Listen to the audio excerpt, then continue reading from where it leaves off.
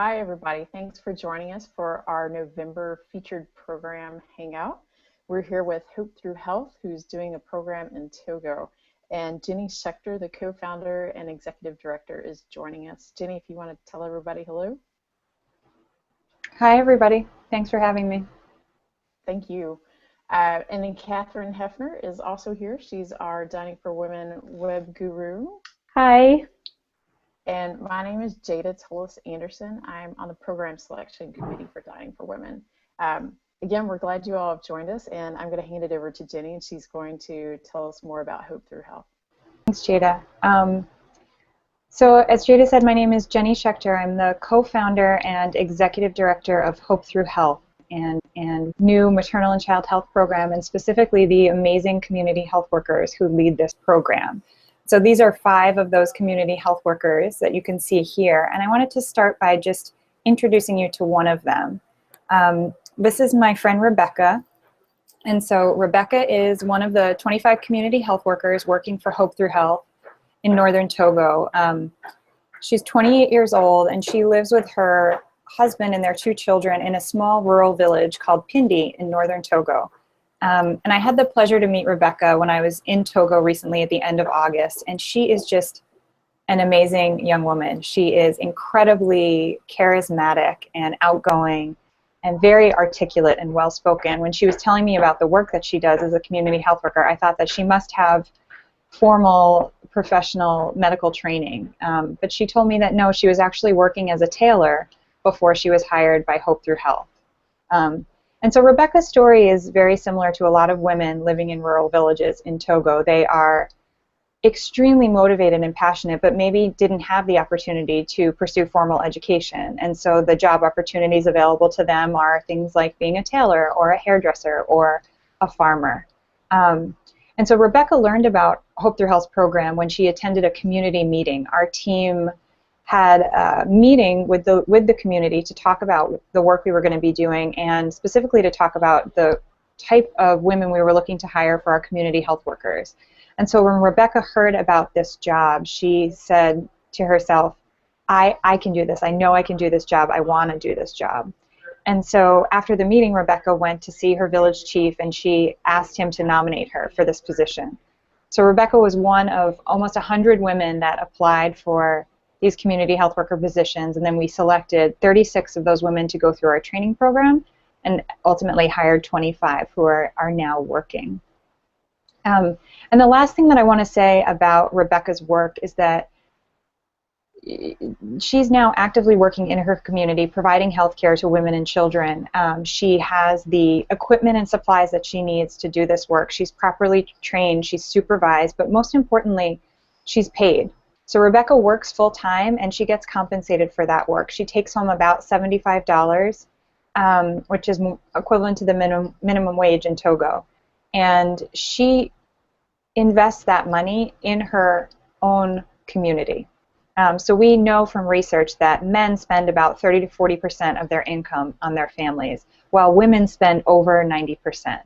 And so this salary that Rebecca brings home every month is being reinvested directly on her family, her children, her daughters, their ability to go to school. And then she's spending that money in her own rural community. She can now buy her clothes from other tailors and buy vegetables from other women selling in the market. And so we really see this program not just as a way to improve health, improve gender equality, but also as a way to start to improve the economic situation in some of these very isolated rural communities. So let me step back for a minute here. This is a picture of my co-founder, Dr. Kevin Fiore, and some of our very first members and patients. So Hope Through Health was founded in 2004 by Peace Corps volunteers who were working in partnership with a community-based association of people living with HIV. And so we started partnering with this group to help advocate for access to HIV treatment, which was not available at all at that time in Togo. And together we built out a community-based healthcare model that provided high-quality healthcare to people living with HIV. And so I'll just give you a quick snapshot of sort of what that growth has looked like. You can see some of the numbers from 2004 70 patients, essentially no formal healthcare programs operating. And we grew very significantly over the past 10 years. And then just this year have been very pleased to launch our maternal and child health expansion. And you can see just from 2014 to 2015 how those numbers are increasing. And so I want to explain a little bit of the rationale behind why we decided to expand into maternal and child health. One of the biggest reasons that pushed us to expand was that our patients asked for it. So specifically mothers who had been through our prevention of mother-to-child transmission of HIV program. So these are women who are HIV positive and who through our program were able to give birth to HIV-free babies. And they were so overwhelmed and grateful that they had delivered healthy babies. But then they started to realize that they couldn't bring those babies back to our HIV clinic to receive care. And so they expressed the need to us that there had to be a place where they could bring their children to receive high-quality health care. And this desire is reinforced by the data and what we know about the situation in Togo. So Togo is one of the 10 poorest countries in Africa. 1 in 10 children born in Togo will die before their 5th birthday. And the majority of these deaths are caused by diseases that are entirely treatable. So these are things like malaria, diarrheal disease, pneumonia, and malnutrition. Malaria alone accounts for almost 25% of deaths of children under 5, and we can diagnose and treat malaria for $2. So we feel strongly that there's no reason that kids and women should be dying from preventable deaths, and so we've launched this new maternal and child health program with that goal to end preventable deaths of women and children in Togo. And so here you can see a picture of one of our community health workers at work, so to speak, doing a home visit. And basically what this program consists of is a couple discrete interventions that are designed to respond to the major barriers that women express to us that they face in trying to access care in Togo. So prior to this program launch, we conducted an extensive research study. We conducted qualitative interviews and a household survey of more than 1,300 women. And through that research, we were able to identify the 4 main barriers that women face in accessing health care. These are distance to clinics, cost of care, poor quality care, and lack of supplies. And we then work together with the community and the government in Togo to design a program that responds to all of those barriers, that eliminates all of those barriers so that women can successfully access care. So we use community health workers who provide home-based care and treatment. They go door to door looking for sick children, treating those children, and then referring them to the clinic when necessary and providing referrals for pregnant women to attend prenatal consultations and to give birth in a facility. We have a coaching program which helps reinforce and improve the quality of care provided in clinics by nurses and midwives. We also work to improve the supply chain in those clinics so that the medicines that women and children need are on the shelves. And finally, we've negotiated for the elimination of user fees so that cost is no longer a major barrier to accessing care for women and children. And together, we believe that this model will provide the greatest possible opportunity to end preventable deaths. And I'm happy to say that we're seeing that happen. So this program launched roughly 2 months ago at the beginning of August, and I'm very excited to be able to share some of our initial data with you today. So here's a graph that shows the number of children who are receiving, number of children under 5 who are receiving care. The first dot shows the numbers from July before our program launched, and then you see number of children treated in August in the clinic, and then the third point is treated by community health workers. So you can see that those numbers are increasing significantly. And I just yesterday got in our data from September, so I'm actually excited to say that over the first 2 months, August and September, we've seen a 10-fold increase in the number of children receiving care. Over 3,500 children and women have been treated since this program launched 2 months ago. And we see similar trends on the maternal health side. So this first graph shows number of prenatal consultations, and you can see just how much those prenatal consultations have increased from July to August when our program launched. And the second graph shows family planning numbers. So again, really dramatic increases in the number of women getting started on a family planning method, which is very exciting. So I think I'll end there, and I'll be happy to answer any questions that you might have. Thank you. Thanks, Jenny. Thank you. We really appreciate it. That's great to know about the new progress that the program is making. Thank you.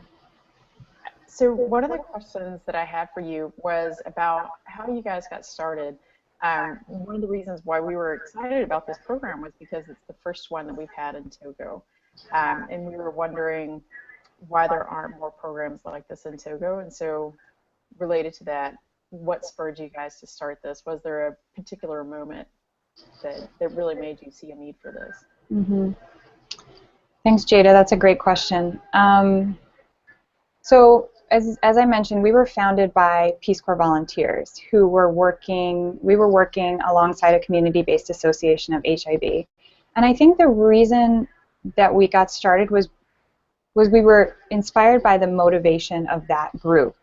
Specifically, I remember there's one individual, when my co-founder arrived in Togo and with the Peace Corps, he met with this group, and there was a woman named Rose who stood up and she told us her story. And so she had a very tragic story. She had lost her child at 4 months of age, and then her husband passed away. Her husband's family then threw her out of their home. She lost her job.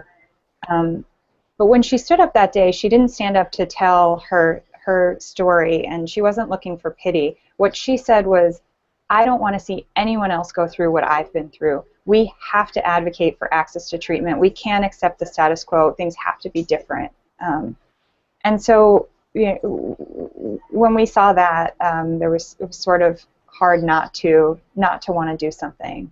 And we actually started by looking for organizations and other partners who would come to Togo and work directly with this local community-based group. And then when we heard basically back from a number of organizations that they weren't willing to come to Togo, that's when we decided to start our own nonprofit. That's great. Thank you. Yeah, that's wonderful that y'all were able to start that program in direct response to somebody's desire to improve their own community. One of the other things I was curious about was, you've got all these women who are coming to the clinics, and you've got all these women who are now starting to bring their children to clinics. And I'm wondering, how do they find out about the clinic? How do they even find out there's a community health worker in their village or in their area? Mm-hmm. Great question. So our team believes heavily in the community-based approach. And so in the design and planning stages of this program, our team conducted over 150 community meetings in the 4 different communities where we're working. And so initially those were meetings to talk about what the program was going to look like, to recruit community health workers, as I mentioned. And then as we got closer to launch, it was about what are the services that are going to be available and how can you access those services. And so I remember one story from one of our patients specifically, a woman named Yvette. And Yvette was telling us that essentially she woke up one morning and found that her daughter was very hot to the touch. She had a high fever and she was vomiting. And Yvette had attended one of those community meetings, and so she knew that there was supposed to be a community health worker in her village now. So she called that community health worker, and the community health worker was able to come to Yvette's home that same morning, do a finger prick to test her daughter for malaria. The test came back positive within minutes. She administered that first treatment for malaria, and then she referred Yvette and her daughter to the health clinic to receive care for the vomiting. And so as Yvette was telling us the story, she was so impressed with how well her daughter was cared for, both at home by the community health worker and in the clinic. And so she was just explaining to us how this has changed everything in the community. It's changed the way women think about accessing health care for themselves and their children. And so we don't see, as Yvette said to us, we don't see kids sick day after day anymore. We know where to get care, we know how to access it, and we can do that. So cool. That has to be it has to be really empowering for those women to be able to say, oh, well, if my baby's sick, I can call somebody. There's somebody that I can call. yep. Yeah. So last question for you guys. I'm wondering what the future looks like for Hope Through Health. Mm-hmm. Great question.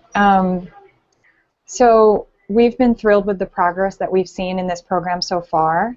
And what we really want to do is use this program as a demonstration project or a pilot project. And so we're working closely with the government. We're sharing all of this data with them, and we're trying to use it as a platform through which to advocate for the adoption of this model, this approach to providing maternal and child health care.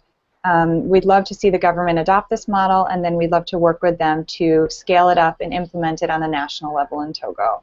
So our hope is to one day see a community health worker like Rebecca in every community, in every village, so that every woman and child can have access to this high-quality integrated model of healthcare. Thanks.